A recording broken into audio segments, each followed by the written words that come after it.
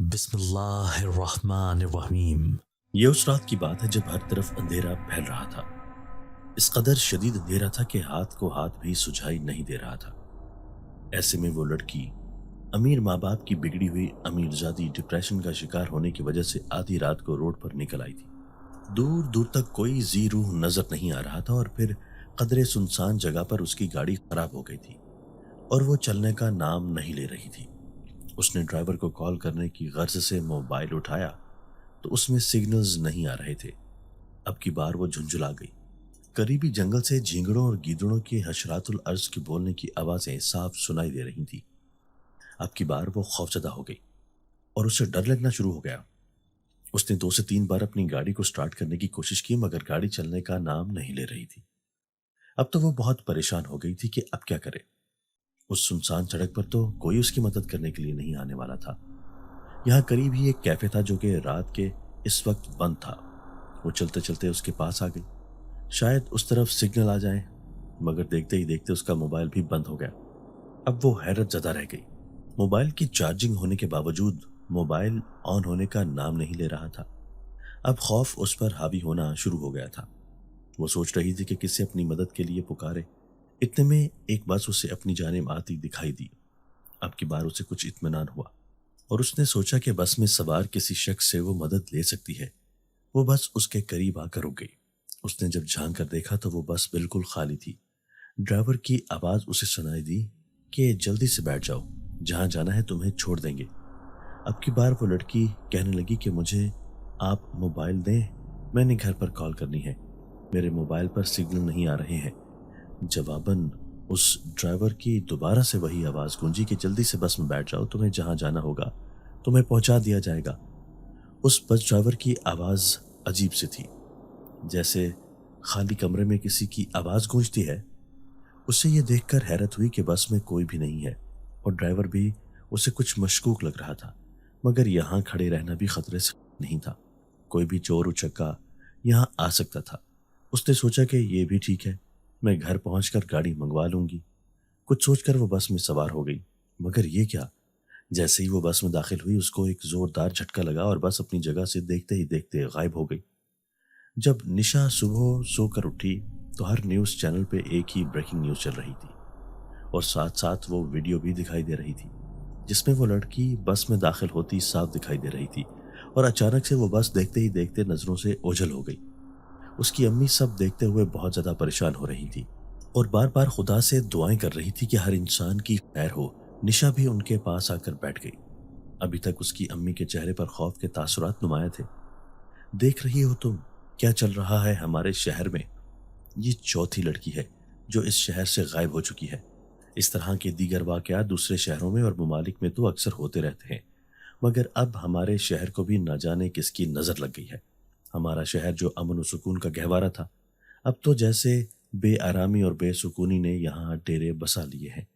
نشا بھی یہ دیکھ کر حیرت زدہ رہ گئی۔ ایسا کیسے ہو سکتا تھا؟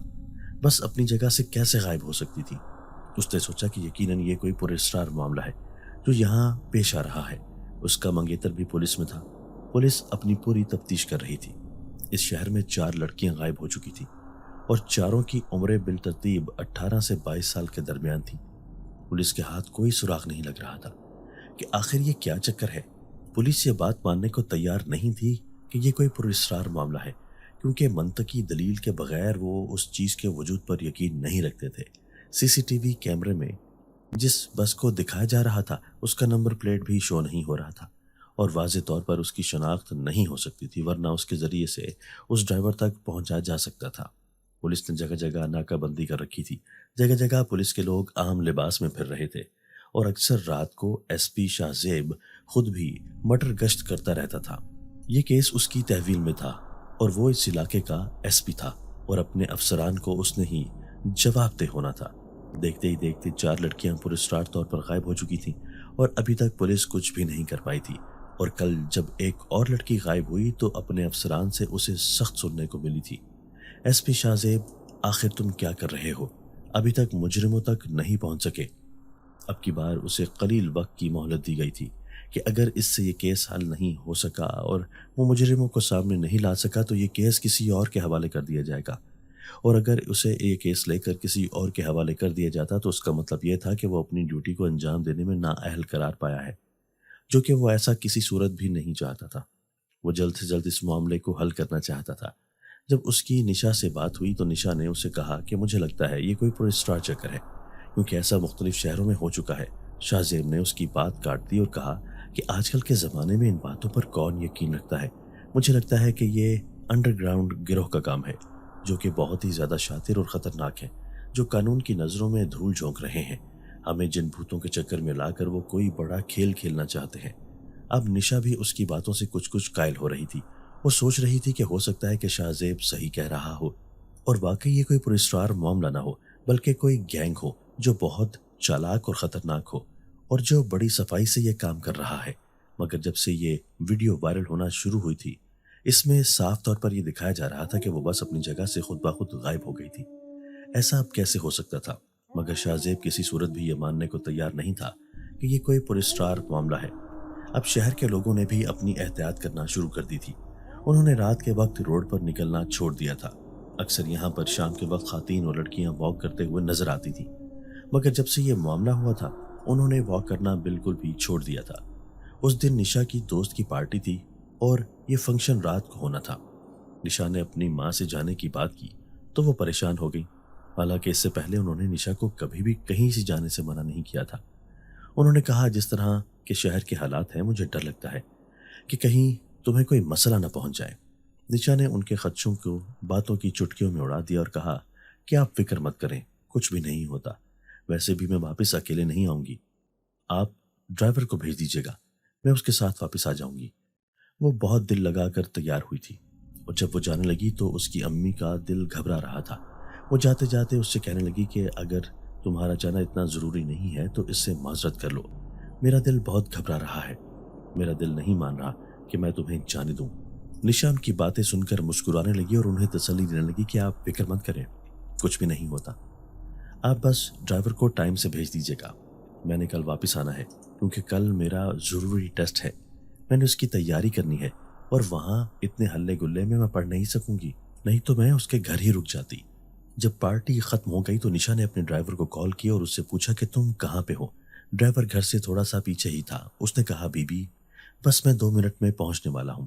نشا اپنی دوست سے اجازت دے کر گھر سے باہر نکل آئی۔ آج اماوس کی رات تھی، ہر سو گھپ اندھیرا تھا۔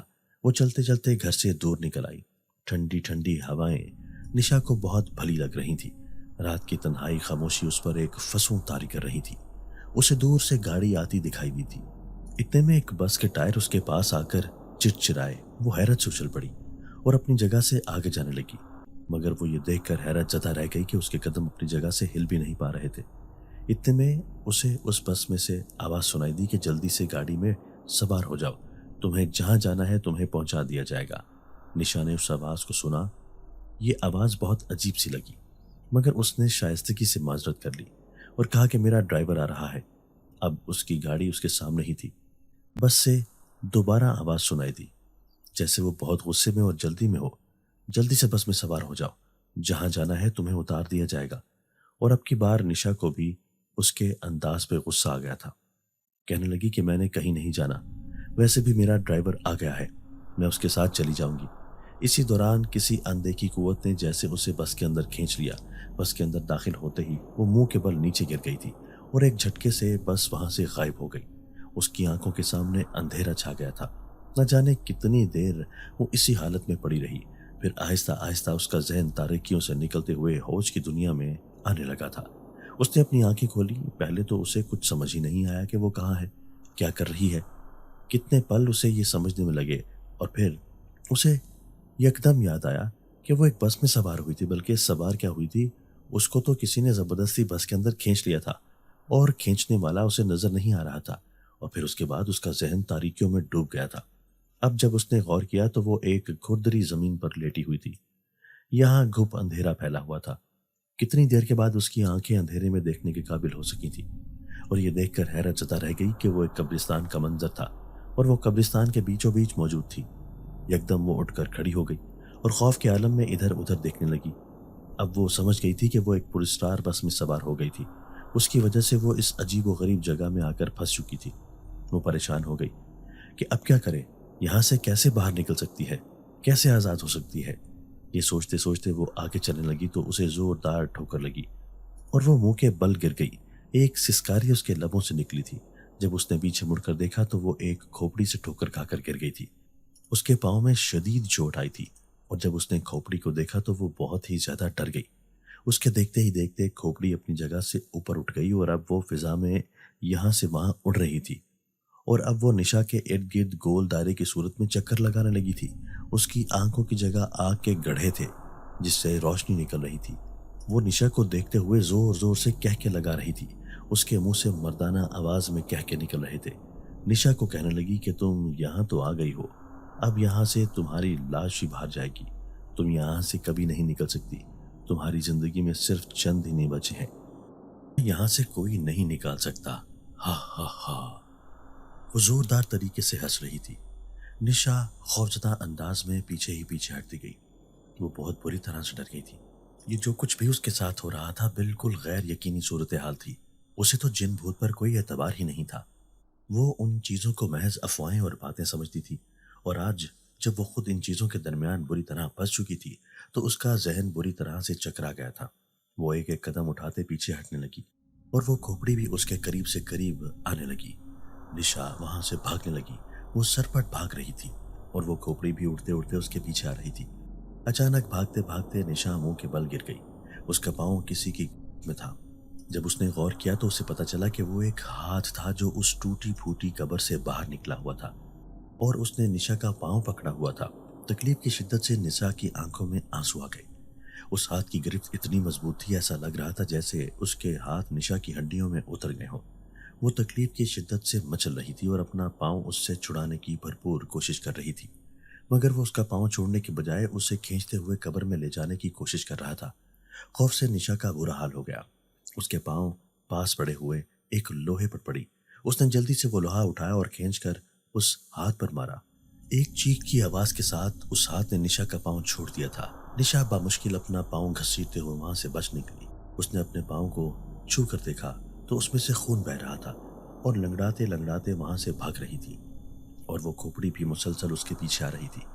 مگر جب وہ قبرستان سے باہر نکلی تو اس کے سامنے ایک صحرا کا منظر تھا اور اس منظر میں کچھ ایسا تھا جسے دیکھ کر وہ حق تک رہ گئی۔ اجمل ڈرائیور جب نشا کو لینے کے لیے آیا اسے سامنے نشا کھڑی نظر آئی۔ اسے آج بہت نیند آ رہی تھی۔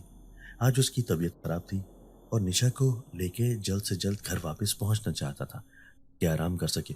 آج اس کا پورا دن مصروفیت میں گزرا تھا۔ وہ نشا سے چند قدموں کی دوری پر ہی تھا۔ نشا کے پاس ایک بس آ کر کھڑی تھی اور پھر نشا اس بس میں سوار ہوتی دکھائی دی، مگر اگلا منظر تو حیرتناک تھا۔ وہ بس اپنی جگہ سے کھڑے کھڑے غائب ہو گئی تھی۔ اجمل کو اپنی آنکھوں پر یقین نہیں آ رہا تھا۔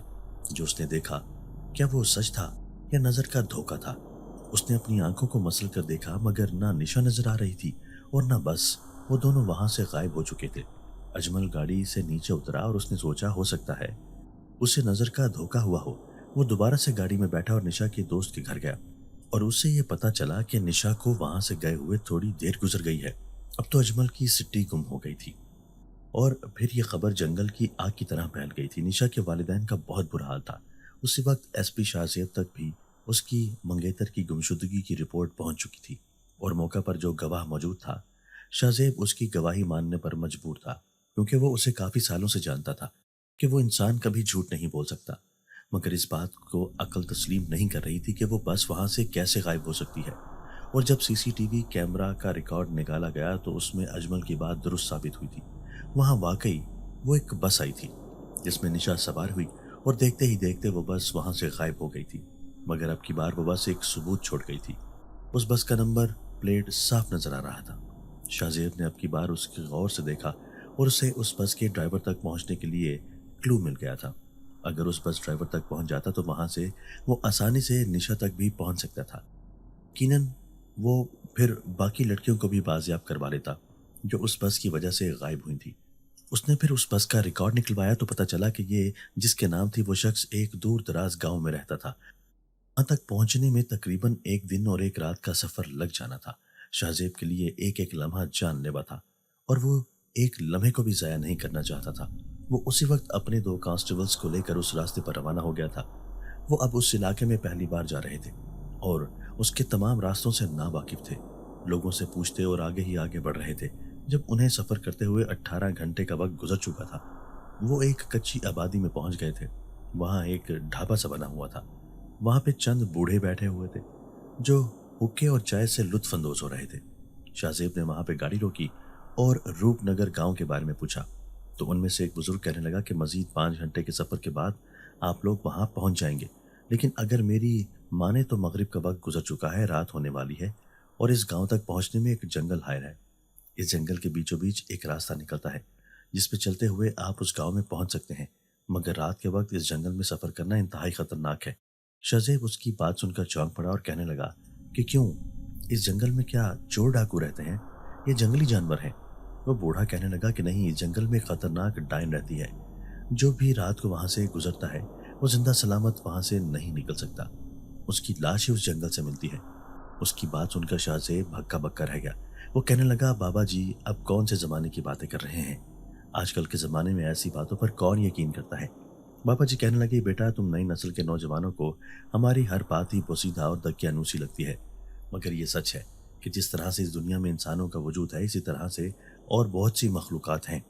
میری مانو تو تم رات کے سفر کو مت کرو، صبح سفر کرو تاکہ تمہارے لیے خطرے کی بات نہ ہو، مگر رات کو سفر کرنا اپنی موت کو آپ دعوت دینے کے برابر ہے۔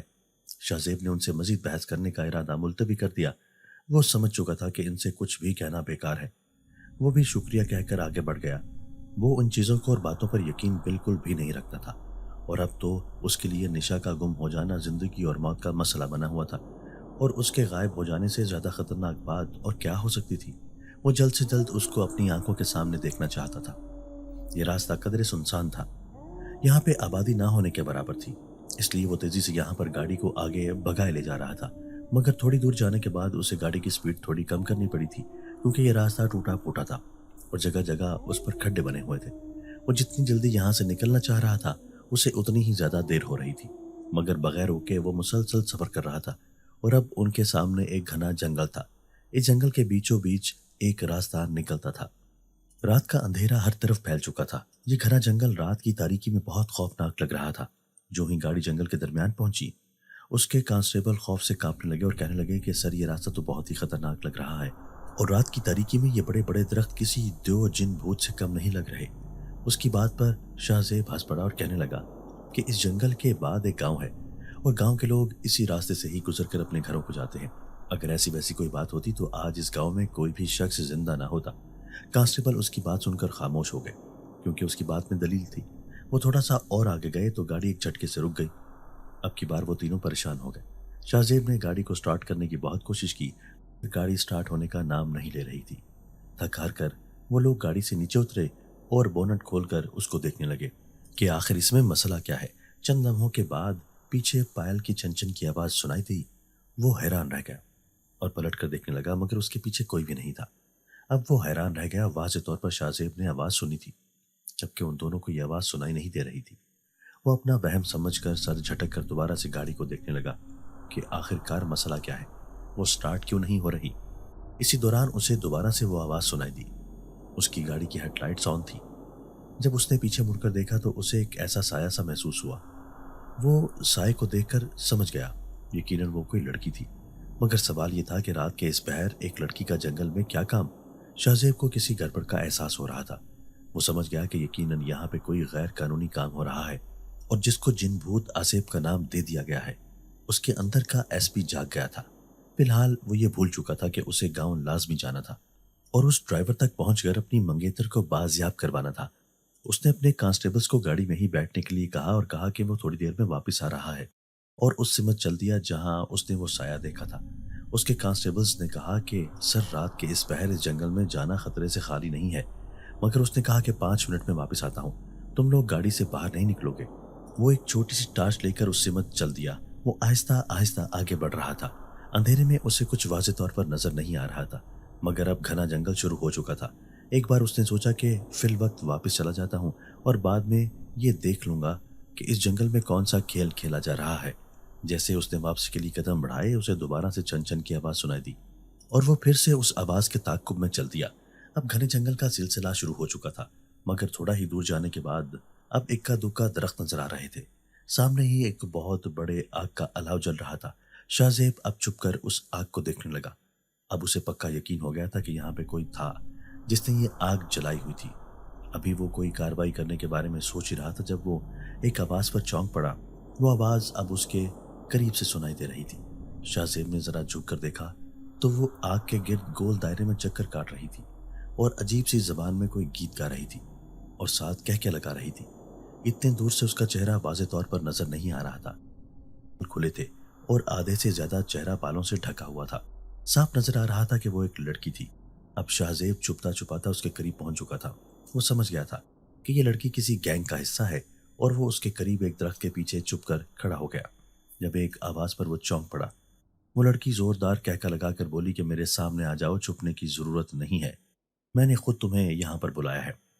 اب کی بار شاہ زیب حیرت زدہ ہو گیا اور سوچنے پر مجبور ہو گیا کہ لڑکی بہت چالاک ہے، بہت شاطر ہے، جس نے اس کی موجودگی کا اندازہ لگا لیا۔ پھر وہ یہ بھی سوچ رہا تھا کہ اس لڑکی نے اسے یہاں پر کیوں بلایا۔ اب چھپنے کا کوئی فائدہ نہیں تھا۔ شاہ زیب اس کے سامنے آ گیا، مگر یہ کیا؟ وہ اس کا چہرہ دیکھ کر حد تک رہ گیا۔ آگ کی روشنی میں اس لڑکی کا چہرہ واضح طور پر نظر آ رہا تھا۔ وہ بہت ہی زیادہ خوفناک تھی۔ اس کی ایک آنکھ کی جگہ سانپ لٹک رہا تھا اور دوسری آنکھ کی جگہ جیسے آگ کا گولا نظر آ رہا تھا۔ شاہ زیب یہ دیکھ کر ڈر گیا۔ وہ جو جن بھوت کے وجود سے انکاری تھا، اب اس کے تمام دعوے دھرے کے دھرے رہ گئے تھے۔ اب اس کے سامنے وہ مخلوق تھی جس کو دیکھ کر شاہ زیب پر خوف طاری ہو گیا تھا۔ وہ اس کو دیکھ کر خوفناک انداز میں ہنسنے لگی اور کہنے لگی کہ آج تم میرے مہمان ہو، آج میں تمہاری خوب خاطر مدارت کروں گی۔ ہاں ہاں ہاں، تم جانتے ہو میں کتنے وقت سے بھوکی ہوں اور آج میں تم سے اپنی بھوک مٹاؤں گی، تمہیں میں اس آگ میں بھون کر کھاؤں گی۔ اس کے ارادے سن کر شاہ زیب جیسے ہوش کی دنیا میں واپس آیا۔ اب اس کی پہلی ترجیح اس ڈائن سے چھٹکارا حاصل کرنا تھا، مگر یہ ہے کہ اگلا پل اس کے لیے حیرت انگیز تھا۔ وہ اپنی جگہ سے ہل بھی نہیں پا رہا تھا۔ اس نے اپنے قدم اٹھانے کی بہت کوشش کی، اپنے ہاتھ ہلانے کی بہت کوشش کی، مگر اس کا جسم تو جیسے پتھر بن گیا تھا۔ وہ ڈائن ہنسنے لگی اور کہنے لگی تم آج یہاں سے بچ کر کہیں نہیں جا سکتے، آج تمہیں مجھ سے کوئی نہیں بچا سکتا، کوئی نہیں چھڑوا سکتا۔ وہ ایک ایک قدم اس کی جانب بڑھ رہی تھی اور شاہ زیب کو موت اپنی جانب بڑھتی دکھائی دے رہی تھی۔ جیسے اس ڈائن کے ہاتھ شاہ زیب کی گردن کو چھوئے، وہ جیسے چیخ کر پیچھے ہٹی تھی اور اپنا ہاتھ پکڑ کر رہ گئی۔ شاہ زیب نے دیکھا کہ اس کا ہاتھ بہت بری طرح سے جل گیا تھا۔ وہ غصے سے شاہ زیب پر گرجنے لگی اور تب شاہ زیب کا جسم جیسے حرکت کرنے کے قابل ہو گیا تھا۔ وہ وہاں سے سرپٹ بھاگا اور اس نے واپس پیچھے مڑ کر نہیں دیکھا۔ اسے اپنے پیچھے اس ڈائن کے بھاگنے کی آوازیں صاف سنائی دے رہی تھی۔ وہ اس کو پکار رہی تھی اور بار بار کہہ رہی تھی مجھ سے بچ کر نہیں جا سکتے، تمہیں مجھ سے کوئی بھی نہیں چھڑوا سکتا۔ جب وہ گاڑی کے پاس پہنچا تو اس کا سانس پوری طرح سے پھولا ہوا تھا۔ دونوں کانسٹیبل اس کو دیکھ کر حیرت زدہ رہ گئے۔ شاہ زیب نے بہت مشکل سے اپنا سانس بحال کیا، اپنے حواسوں پر قابو کیا، اور جب اس نے گاڑی سٹارٹ کی تو گاڑی سٹارٹ ہو گئی۔ وہ سمجھ گیا کہ یقیناً یہ اس ڈائن کے جادو کی وجہ سے یہاں پہ گاڑی رک گئی تھی۔ گاڑی چلاتے ہوئے مسلسل وہ اسی کے بارے میں سوچ رہا تھا۔ پھر اس کو خیال آیا کہ اس ڈائن نے اسے چھوڑ کیسے دیا اور اس کا ہاتھ کیسے جل گیا۔ وہ اپنی گردن کو چھونے لگا۔ اس کے ہاتھ اپنے لاکٹ سے ٹکرائے تو اسے یاد آیا کہ اس کی ماں نے ایک بار اسے یہ لاکٹ دیا تھا اور یہ وعدہ کیا تھا کہ وہ کبھی بھی اس لاکٹ کو خود سے جدا نہیں کرے گا۔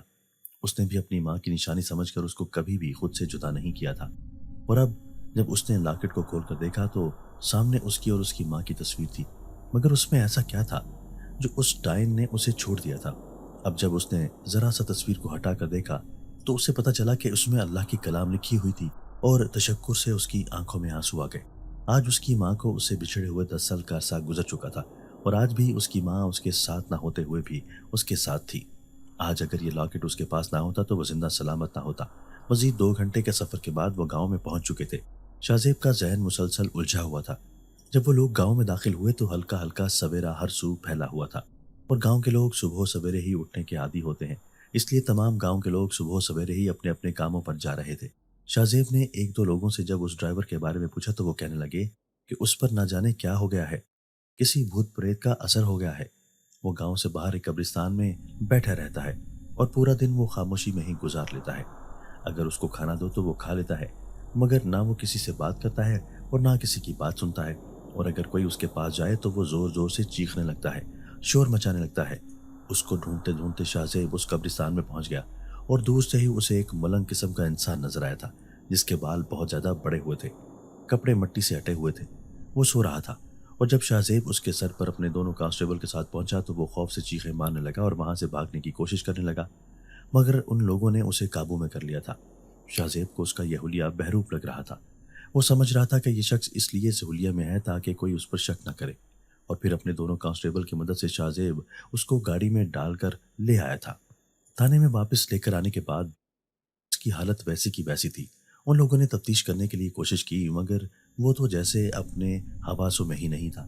شاہ زیب کو اب سمجھ نہیں آ رہی تھی کہ وہ کیا کرے، وہ اس سے کیسے تفتیش کرے، کیسے نشا تک اور باقی لڑکیوں تک پہنچے، جبکہ باقی اس کی ٹیم کا کہنا تھا کہ یہ محبوط الحواس انسان ہے۔ وہ بس کے بارے میں کیا کسی بھی بات کا کچھ پتہ نہیں، کوئی بھی نہیں جانتا تھا کہ وہ بس کہاں ہے، کس کے پاس ہے، اور اس ڈرائیور کے ماں باپ بہن بھائی بھی نہیں تھے۔ وہ یتیم تھا اور اس گاؤں میں رل کر پلا تھا، اور اس بات کا جواب تو یہی شخص دے سکتا تھا۔ پھر جب اس کے دماغ کے تمام ٹیسٹ کروائے گئے تو اس میں یہ بات واضح بتائی گئی تھی کہ کسی ذہنی دھچکے کی صورت میں اس کی حالت ہو گئی ہے، اس کی ذہنی حالت بہت متاثر ہو گئی ہے۔ اب شاہ زیب سچ مچ سر پکڑ کر رہ گیا تھا۔ وہ پریشان ہو گیا تھا کہ اب وہ کیا کرے، کیونکہ اس کو صحت یاب ہونے میں بہت وقت لگنا تھا، اور نہ جانے وہ صحت یاب ہوتا بھی یا نہیں، اور تمام سوالوں کے جواب تو اسی کے پاس ہی تھے۔ اب شاہ زیب رات کو سوتے ہوئے ہڑبڑا کر اٹھ جاتا۔ 2 دن سے اس کی نیند بہت بری طرح سے خراب ہو چکی تھی۔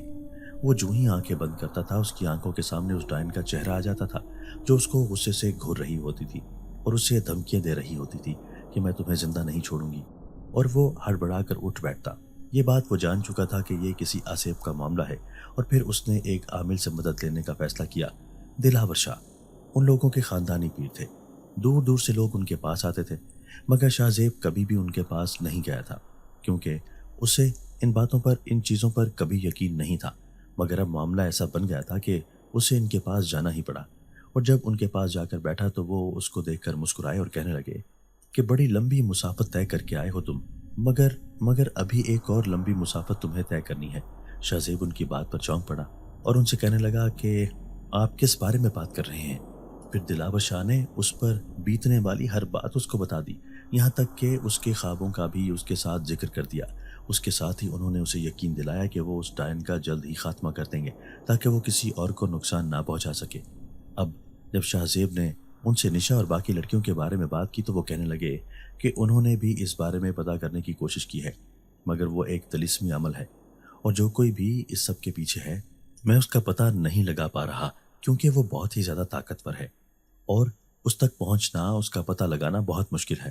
ہاں، اگر ایسا انسان جس نے اسے دیکھا ہو، جس کو اس نے چھوا ہو، تو اس کے ذریعے میں اس تک پہنچ سکتا ہوں۔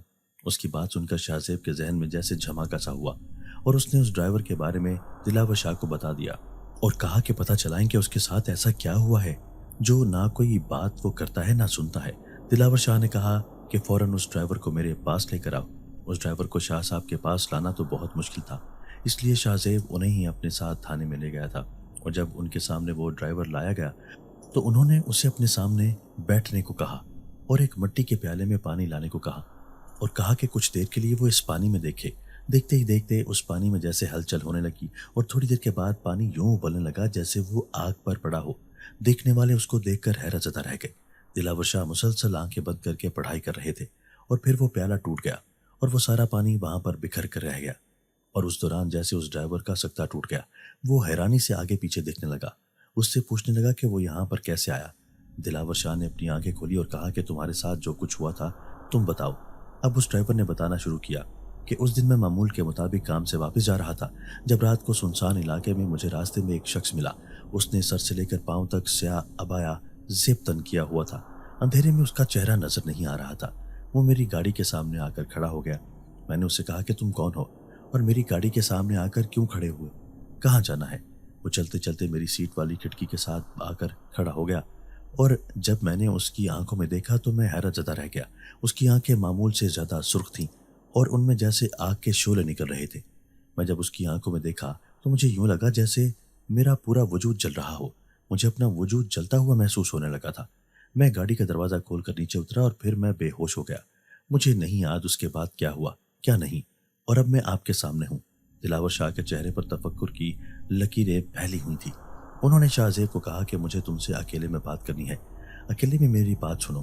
ان کا چہرہ دیکھ کر شاہزیب بھی پریشان ہو گیا، اور جب ان کے ساتھ تنہائی میں آیا تو اس سے کہنے لگے کہ یہ ایک بہت خطرناک شیطان صفت جن کا کام ہے، اور وہ اپنی طاقتیں بڑھانے کے لیے یہ عمل کر رہا ہے۔ اسے اپنے عمل کی تکمیل میں ایسی لڑکیوں کی ضرورت ہے جو جوان ہوں، 16 سے 22 سال تک کی عمر کے درمیان ہوں، اور اماوس کی رات میں پیدا ہوئی ہوں، اور وہ اس بس کے ذریعے ہی انہیں اپنی دنیا میں لے جاتا ہے۔ تمہاری منگیتر بھی 21 سال کی ہے، اور وہ بھی اماوس کی رات میں پیدا ہوئی تھی۔ باقی لڑکیوں کو وہ جن ختم کر چکا ہے، مگر نشا ابھی زندہ ہے اور اس کی زندگی کو خطرہ ہے۔ اگر وقت پر اس کو نہ بچایا گیا تو تم ہمیشہ کے لیے اس کو کھو دو گے۔ اسے کھو دینے کا احساس ہی شاہزیب کے لیے جان لیوا تھا۔ انہوں نے بتایا کہ وہ ایک خبیث جن ہے، وہ شیطان کا پجاری ہے، اور شیطان کو خوش کرنے کے لیے وہ ان لڑکیوں کو اس کی بھیٹ چڑھا رہا ہے۔ اور جہاں تک میرا علم کہہ رہا ہے، نشا وہ آخری لڑکی ہے جس کو شیطان کی بھیٹ چڑھانے کے بعد اس کا عمل مکمل ہو جائے گا۔ اب کی بار شاہزیب جیسے بہت پریشان ہو گیا تھا، وہ کہنے لگا، شاہ صاحب میری مدد کریں، مجھے بتائیں کہ میں نشا کو وہاں سے کیسے چھڑوا سکتا ہوں، اور میں اس جن کو کیسے ختم کر سکتا ہوں۔ دلاور شاہ کہنے لگے کہ اس کو ختم کرنا اتنا مشکل نہیں ہے، تم تھوڑی سی حکمت عملی سے اور تھوڑا سا دماغ استعمال کر کے اس کو ختم کر سکتے ہو، اس کو موت کے گھاٹ اتار سکتے ہو، اور جہاں پہ نشا قید ہے اسے کچھ فاصلے پر ہی اس جن نے ایک مندر بنایا ہے، اور وہ وہاں پر بیٹھا ہوگا اور شیطان کی پوجا کر رہا ہوگا، اور آج رات کو وہ عمل کرنے کے بعد نشا کو اس کی بھینٹ چڑھا دے گا، اور تم نے خود یہ سوچنا ہے کہ حکمت اپنی اپنانی ہے کہ تم کس طرح سے نشا کو اس سے بچا سکتے ہو۔ میں تمہیں اس کے ختم کرنے کا طریقہ بتا دیتا ہوں، اب یہ تم پر منحصر ہے کہ تم اس کام کو کتنے اچھے طریقے سے سر انجام دیتے ہو۔ جیسے ہی اس شیطان کا خاتمہ ہوگا، تم دونوں اس مندر سے باہر آ جانا اور یہ کلام پڑھنا، تم لوگ واپس اپنی دنیا میں آ جاؤ گے۔ ایس پی بہت جلد از جلد وہاں پر جانا چاہتا تھا، نشا کے پاس پہنچنا چاہتا تھا۔ شاہ صاحب نے کہا کہ میں اپنے عمل کے ذریعے تمہیں اس دنیا میں پہنچا دیتا ہوں، اور اس کے بعد وہ اسے اپنے آستانے پر لے آئے اور اپنے سامنے بٹھا کر پڑھائی کرنے لگے، اور اس سے کہا کہ جب تک میں نہ کہوں اپنی آنکھیں نہیں کھولنا۔ شاہ زیب مسلسل اپنی آنکھیں بند کیے بیٹھا رہا، اسے یوں لگ رہا تھا جیسے اس کا جسم ہلکا پھلکا ہو کر ہوا میں اڑ رہا ہو۔ کچھ ہی دیر کے بعد جب اس کے پاؤں کسی کھدری زمین سے ٹکرائے تو کانوں میں شاہ زیب کی آواز گونجی، اپنی آنکھیں کھول دو، تم اپنی جگہ پہنچ چکے ہو۔ جب اس نے آنکھیں کھولیں، وہ ایک قبرستان کا منظر تھا۔ اس کے آس پاس ٹوٹی پھوٹی قبریں تھیں، اور وہیں قبروں کے پاس بال کھولے عورتیں بیٹھی بین کر رہی تھیں۔ انہوں نے سفید لباس پہن رکھا تھا، یوں معلوم ہوتا تھا جیسے وہ ان قبروں کی کفن پوش روحیں ہوں اور ان قبروں سے باہر آ کر بیٹھ گئی ہوں۔ ان روحوں نے شاہ زیب کو دیکھا اور خطرناک عزائم لیے شاہ زیب کی جانب بڑھنے لگی۔ شاہ زیب ان کو دیکھ کر گڑبڑا گیا اور وہاں سے بھاگنے لگا۔ وہ بھی خطرناک تیور لیے شاہ زیب کے پیچھے بھاگنے لگی، اور وہ خوفناک انداز میں کہہ کے لگا رہی تھی، آج ہماری خوراک بننے کے لیے ایک نوجوان آ گیا ہے، تم یہاں سے بھاگ کر نہیں جا سکتے، یہ ہماری دنیا ہے، یہاں ہماری حکومت چلتی ہے، یہاں تم آ تو گئے ہو مگر اب تم یہاں سے بچ کر نہیں جا سکتے۔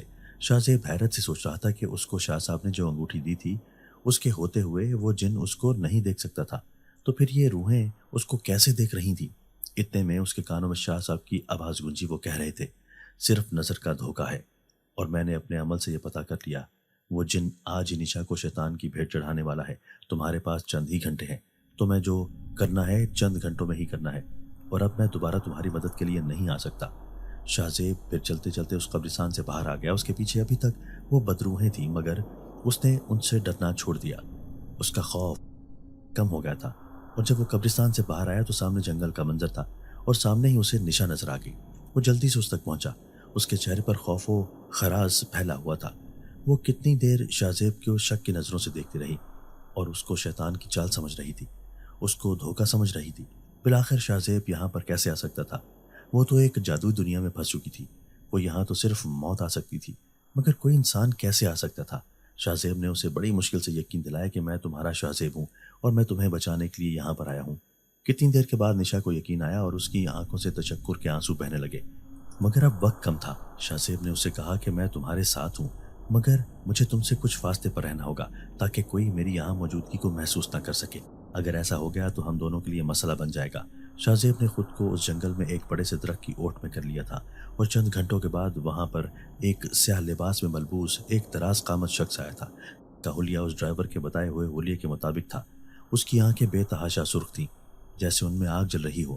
نشا اس کو دیکھ کر ڈر گئی، مگر اسے یہ بھی اطمینان تھا کہ شاہ زیب اس کے ساتھ ہے، وہ اسے کچھ نہیں ہونے دے گا، اسے بچا لے گا۔ اس نے نشا کو اپنے ساتھ چلنے کو کہا، نشا خاموشی سے اس کے پیچھے سر جھکا کر چل دی۔ اب وہ ایک مندر میں بیٹھ گیا اور اس نے نشا کو شیطان کے قدموں میں لیٹ جانے کو کہا۔ یہ سب کچھ اسے شاہ زیب پہلے بتا چکا تھا۔ جیسے وہ کہے ویسا کرنا، اسے کسی قسم کا شک نہیں ہونے دینا چاہیے۔ ان نشا کی آنکھوں سے آنسو بہ رہے تھے اور وہ اس مورتی کے قدموں میں لیٹ گئی اور اس کے سامنے ہی بیٹھ کر وہ جن عمل کرنے لگا۔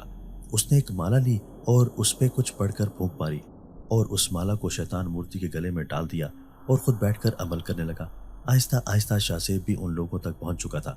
جب اس جن کو عمل کرتے ہوئے کچھ دیر گزر گئی تب یہی موقع تھا شاہ زیب کے پاس۔ اگر وہ ذرا سی بھی چوک کر دیتا تو وہ کبھی بھی نشا کو بچا نہیں سکتا تھا۔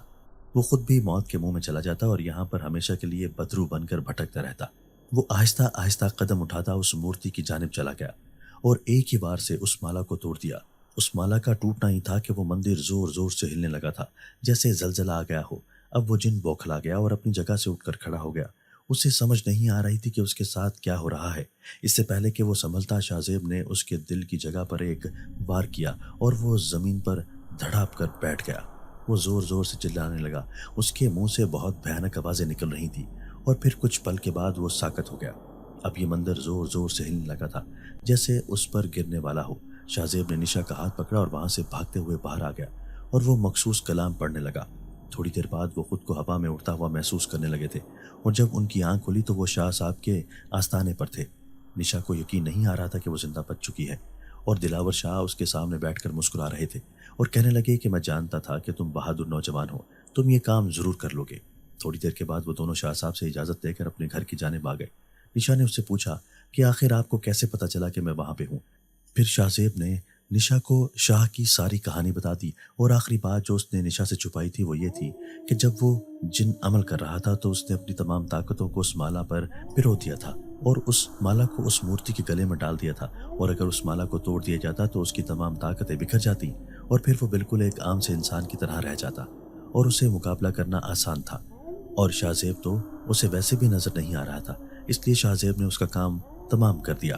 نشا نے شکر ادا کیا کہ وہ زندہ بچ گئی، واپس آ گئی، مگر اب اس کی زندگی میں ایک بدلاؤ تھا۔ وہ اپنے رب کے بہت قریب ہو گئی تھی اور باقاعدگی سے اپنے رب کے حضور سر بسجود ہونے لگی تھی۔ دوستو، اگر آپ کو آج کی ہماری یہ ویڈیو پسند آئی ہے تو اسے لائک کیجئے اور اسے اپنے پیاروں کے ساتھ شیئر ضرور کیجئے گا۔ اور ہاں، اگر آپ نے ابھی تک ہمارا چینل سبسکرائب نہیں کیا تو ہمارا چینل سبسکرائب کر دیجئے اور بیل آئیکن بھی پریس کر دیجئے تاکہ ہماری ہر نئی آنے والی ویڈیو آپ کو بر وقت مل سکے۔ اللہ حافظ۔